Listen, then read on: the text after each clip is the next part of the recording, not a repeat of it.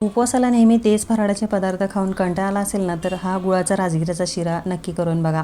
साखरेऐवजी गुळ वापरून तयार केलेला हेल्दी राजगिरा शिरा एकदा खाल्लात ना, तर फक्त उपवासालाच नाही तर नेहमी तुम्ही बनवाल इतका चविष्ट होतो. नमस्कार, मी स्मिता. स्मितूज रेसिपीमध्ये तुमचं खूप खूप मनापासून स्वागत करते. आता या ठिकाणी एकाच वाटीने सगळं साहित्य मी मोजून घेणार आहे. एक सपाट वाटी एवढं राजगिराचं पीठ घेतलं, अर्धी वाटी मी गूळ घेतलेला आहे आणि 1.5 वाटी एकूण पाणी घेणार आहे. आता एका पातेल्यामध्ये हा गूळ आणि 1.5 वाटी पाणी टाकून याला गरम करून घेणार आहे. म्हणजे थोडक्यात गूळ विरघळेपर्यंत आपल्याला हे गरम करायचे आणि नंतर गाळून घ्यायचे. आता एका कढईमध्ये 1 चमचा साजूक तूप घेतलेले, त्याच्यामध्ये हे पीठ टाकून छान मिडियम फ्लेमवरती खमंग असं भाजून घेतलेले. कुठेही गॅसची फ्लेम आपल्याला हाय करायची नाही, कारण हे पीठ लगेच करपतं. त्यामुळे मिडियम टू लो फ्लेमवरती मस्त खमंग हे पीठ आपल्याला भाजून घ्यायचं आहे.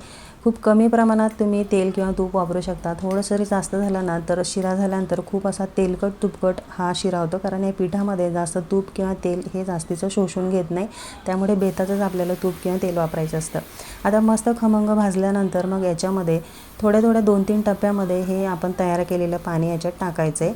आता गोल चमचा आपल्याला वापरायचा आहे. असा गोल चमचा घेतला ना, मस्त घोटत हा शिरा थोडं पाणी टाकायचं आणि घोटायचं. मस्त स्मूथ असा हा शिरा तयार होतो. तुम्ही पाहू शकता 1-2-3 टप्प्यामध्ये सगळं पाणी मी याच्यामध्ये टाकलेलं आहे. 1 वाटी सपाट वाटी पीठ होतं ना आपलं, तर 1.5 वाटी अगदी परफेक्ट पाणी येतं. तुम्हाला जर जास्त पातळ हवा असेल ना, तर 2 वाट्या तुम्ही पाणी घेऊ शकता. पण 1.5 वाटीमध्ये अगदी परफेक्ट टेक्स्चर असलेला हा शिरा तयार होतो. आता अगदी मिडियम टू लो फ्लेमवरती हा शिरा आपण तयार केलेला आहे. छान घोटून घेतलेले गोल चमच्यामुळे खूप स्मूथ असा हा शिरा तयार होतो. तुम्ही पाहू शकता खूप छान स्मूथ असा हा शिरा तयार झालेला आहे. आता याला झाकून लो फ्लेमवरती 1-2-3 मिनटासाठी छान 2-3 वाफा आणलेल्या आहेत. अधूनमधून 1-2दा मी मिक्स करून घेतलं होतं. तुम्ही पाहू शकता छान हलका फ्लफी असा हा शिरा झाला आहे. थोडा फुललेला आहे आणि मस्त शिजला आहे. भरपूर वाफ येते आणि खाली थोडं करपायला देखील लागलं आहे. म्हणजे हा शिरा आपला तयार झाला. खूप परफेक्ट टेक्स्चर असलेला हा शिरा आपला तयार झालेला आहे. उपवासासाठी पोटभरीचा फराळ म्हणून तुम्ही तयार करू शकता. खूप टेस्टी होतो. तुम्ही साखरेऐवजी गूळ देखील वापरू शकता. तुपाऐवजी तेल देखील वापरू शकता. तुमच्या आवडीने तुम्ही कसा तयार करता.